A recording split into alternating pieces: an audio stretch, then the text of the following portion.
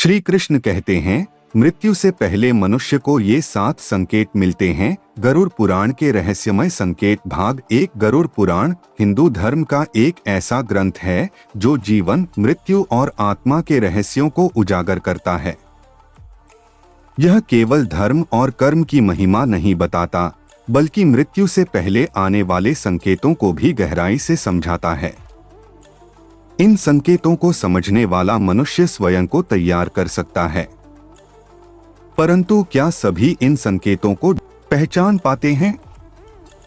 यह कहानी आपको इन गूढ़ संकेतों के रहस्यों में झांकने का मौका देती है। जय श्री कृष्ण।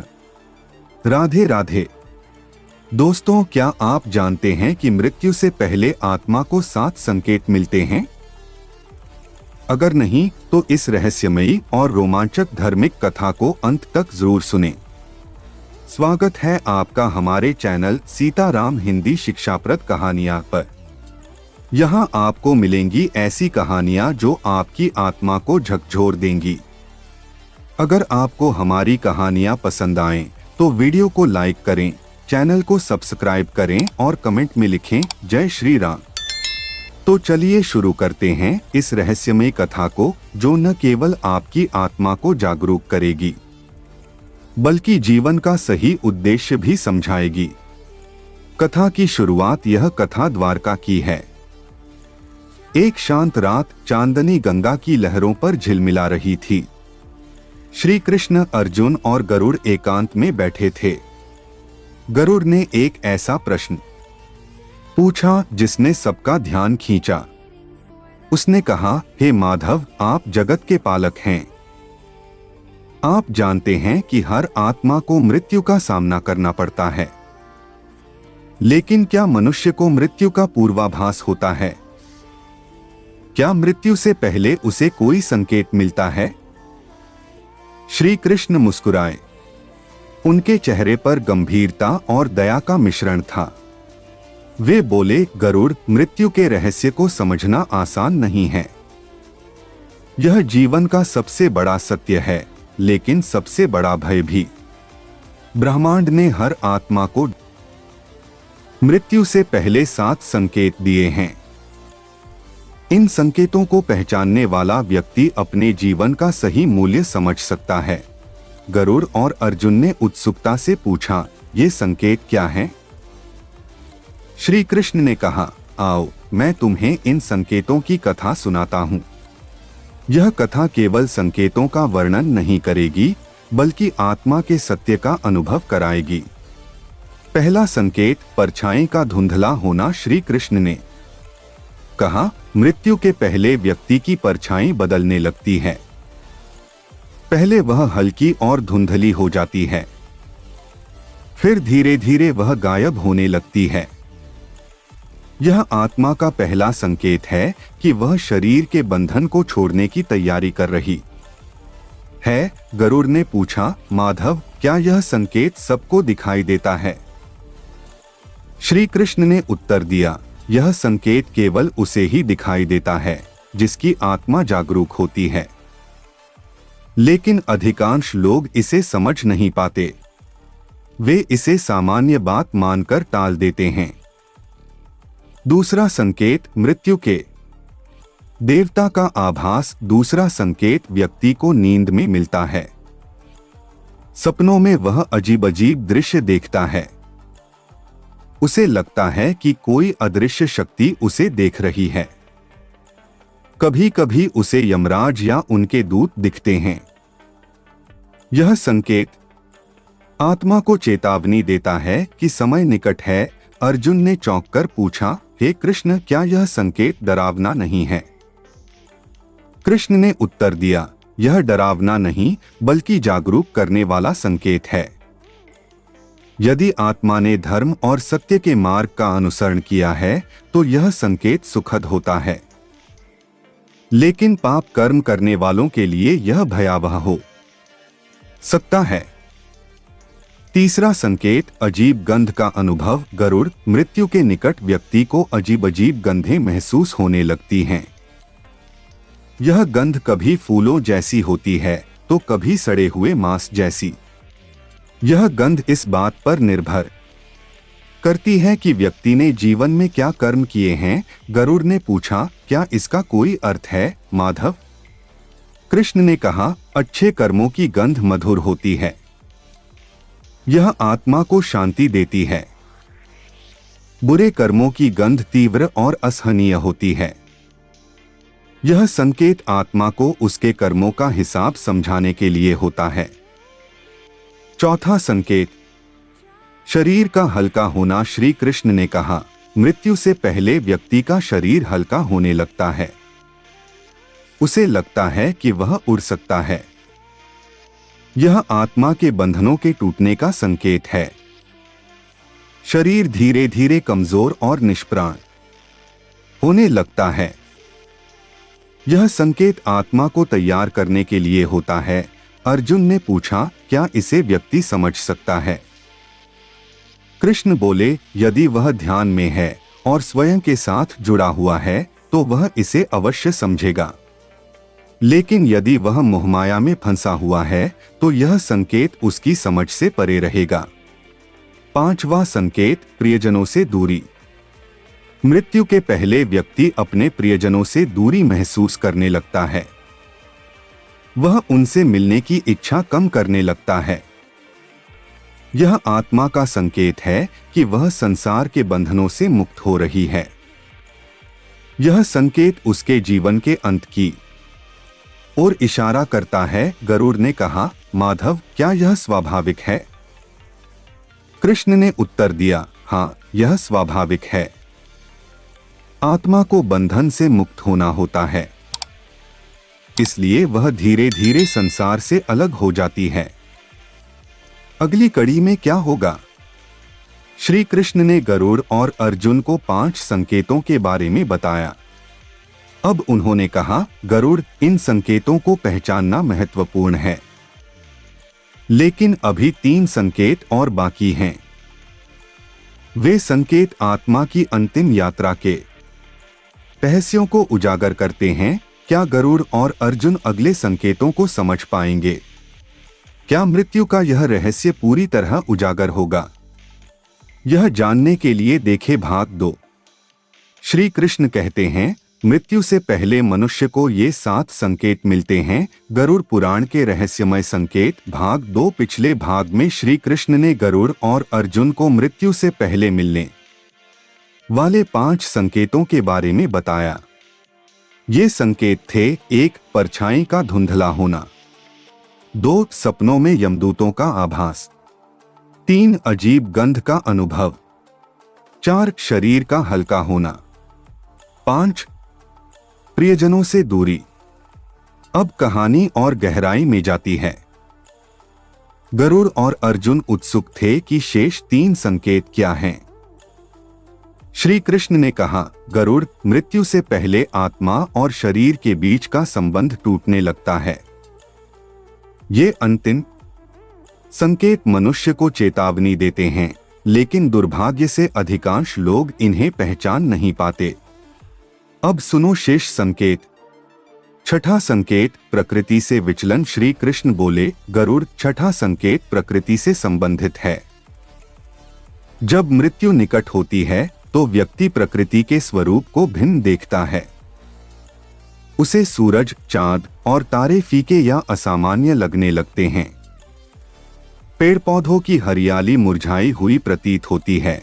अर्जुन ने हैरान होकर पूछा, माधव, क्या यह संकेत केवल भ्रम है या वास्तव में ऐसा होता है?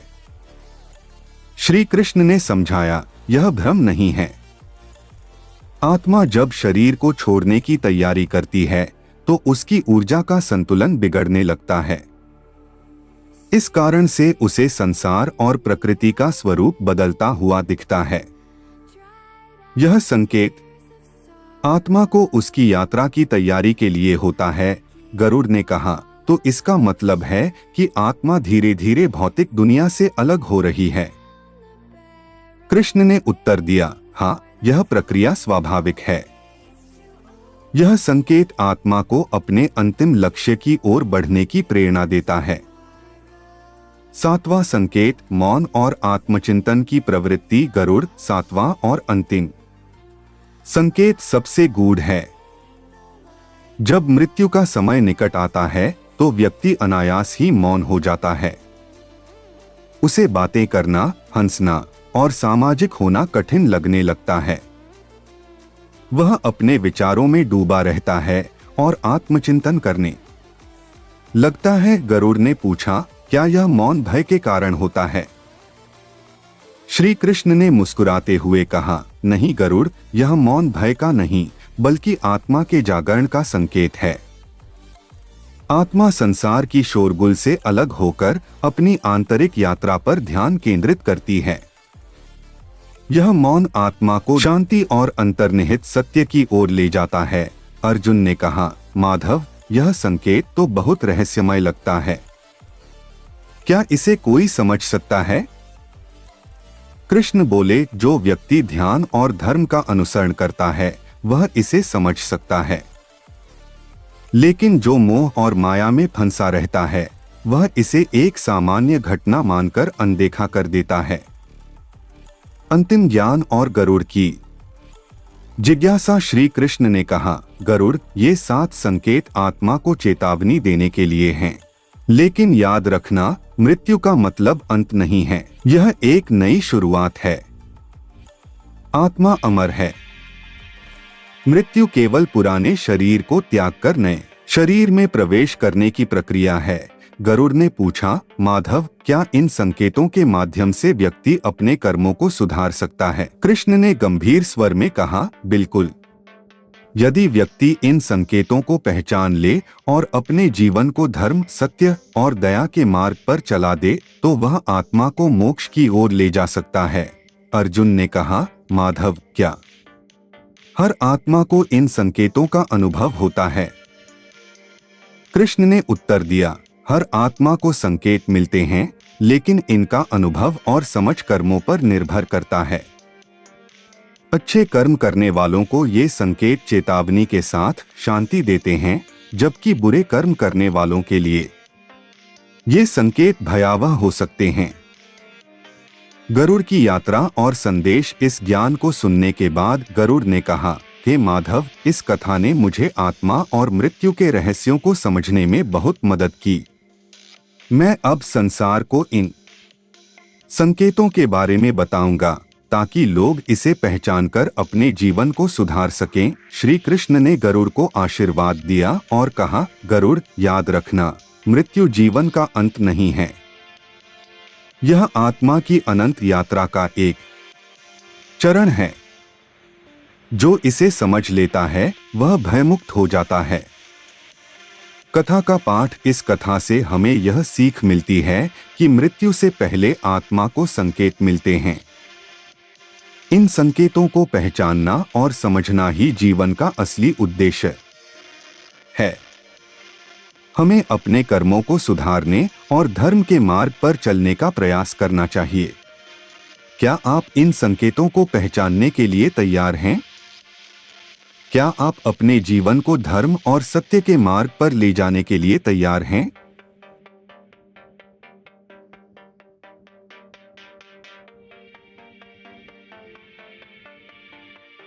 जीवन जीने का सही उद्देश्य। श्री कृष्ण कहते हैं, मृत्यु से पहले मनुष्य को ये 7 संकेत मिलते हैं। गरुड़ पुराण के रहस्यमय संकेत भाग 3। पिछले भाग में श्री कृष्ण ने गरुड़ और अर्जुन को मृत्यु से पहले मिलने वाले 7 संकेतों के बारे में बताया। उन्होंने समझाया कि ये संकेत आत्मा को जागरूक करने और जीवन के असली उद्देश्य को समझाने के लिए होते हैं। अब गरुड़ की जिज्ञासा बढ़ चुकी थी। उसने श्री कृष्ण से इन संकेतों के गहरे प्रभाव और मनुष्य के कर्मों के साथ उनके संबंध के बारे में पूछा। गरुड़ की जिज्ञासा। गरुड़ ने कहा, हे माधव, आपने इन 7 संकेतों का वर्णन तो कर दिया, लेकिन मैं यह समझना चाहता हूं कि जब मनुष्य इन संकेतों को पहचान लेता है तब क्या उसे अपने जीवन को बदलने का अवसर मिलता है? क्या वह अपने पापों को धो सकता है? श्री कृष्ण ने गंभीर स्वर में उत्तर दिया, गरुड़, ब्रह्मांड की व्यवस्था अडिग है। कर्म के नियम को कोई नहीं बदल सकता। जो बीज तुमने बोया है वही फल तुम्हें मिलेगा। लेकिन आत्मा के जागरण के बाद व्यक्ति अपने नए कर्मों के माध्यम से अपने जीवन को सही दिशा में ले जा सकता है। कर्म और मृत्यु का संबंध। श्री कृष्ण ने कहा, गरुड़, मृत्यु का संबंध सीधे सीधे कर्मों से है। मनुष्य जो भी कर्म करता है वे उसके जीवन और मृत्यु दोनों को प्रभावित करते हैं। अच्छे कर्म आत्मा को शांति और मोक्ष की ओर ले जाते हैं, जबकि बुरे कर्म उसे यमलोक की यातना और पुनर्जन्म के चक्र में फंसा देते हैं। अर्जुन ने पूछा, माधव, क्या यह संभव है कि अंतिम समय में व्यक्ति का पश्चाताप उसे मोक्ष दिला सके? कृष्ण मुस्कुराए और बोले, पश्चाताप का प्रभाव तभी होता है जब वह सच्चे हृदय से किया जाए। लेकिन केवल अंतिम समय का पश्चाताप पर्याप्त नहीं है। व्यक्ति को पूरे जीवन में अपने कर्मों पर ध्यान देना चाहिए। गरुड़ की यात्रा का उद्देश्य। गरुड़ ने कहा, माधव, आप कहते हैं कि मृत्यु केवल एक नई यात्रा का आरंभ है, लेकिन क्या मनुष्य इस यात्रा को सुखद बना सकता है? श्री कृष्ण ने उत्तर दिया, गरुड़, जो व्यक्ति अपने जीवन में सत्य, धर्म और दया का पालन करता है उसकी आत्मा की यात्रा सुखद होती है। लेकिन जो मोह, क्रोध और पाप में फंसा रहता है उसकी आत्मा को पीड़ा सहनी पड़ती है। एक गूढ़ कथा का वर्णन। श्री कृष्ण ने गरुड़ और अर्जुन को एक कथा सुनाई। एक बार एक राजा ने जीवन भर धर्म और सत्य का पालन किया, लेकिन अपने अंतिम समय में उसने एक निर्दोष मनुष्य को मृत्युदंड दे दिया। जब उसके प्राण निकलने का समय आया तो उसने 7 संकेतों का अनुभव किया। उसकी परछाई गायब हो गई और उसे सपनों में यमदूत दिखाई दिए। लेकिन उसने अपने अंतिम समय में पश्चाताप किया और भगवान का स्मरण किया।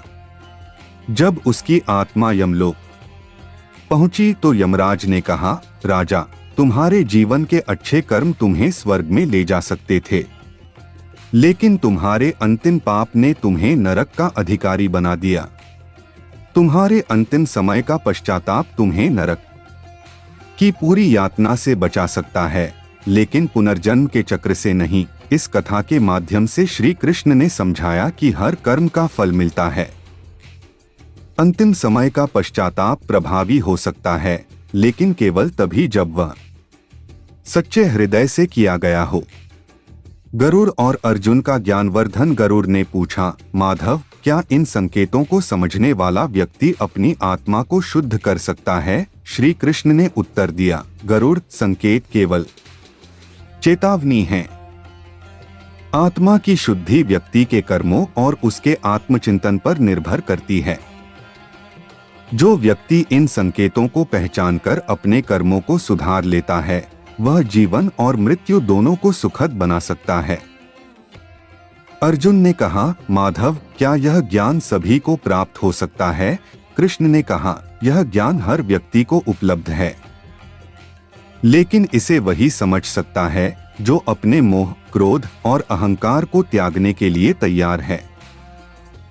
कथा का अंतिम संदेश। गरुड़ ने कहा, माधव, यह कथा हमें यह समझाती है कि मृत्यु कोई अंत नहीं है। यह आत्मा की अनंत यात्रा का एक हिस्सा है, लेकिन यह भी सिखाती है कि व्यक्ति को अपने जीवन को धर्म और सत्य के मार्ग पर जीना चाहिए ताकि वह इस यात्रा को सुखद बना सके। श्री कृष्ण ने गरुड़ और अर्जुन को आशीर्वाद देते हुए कहा, गरुड़, इस ज्ञान को संसार में फैलाओ। लोगों को मृत्यु के इन संकेतों और उनके महत्व के बारे में बताओ। उन्हें सिखाओ कि जीवन और मृत्यु दोनों आत्मा की यात्रा के चरण हैं।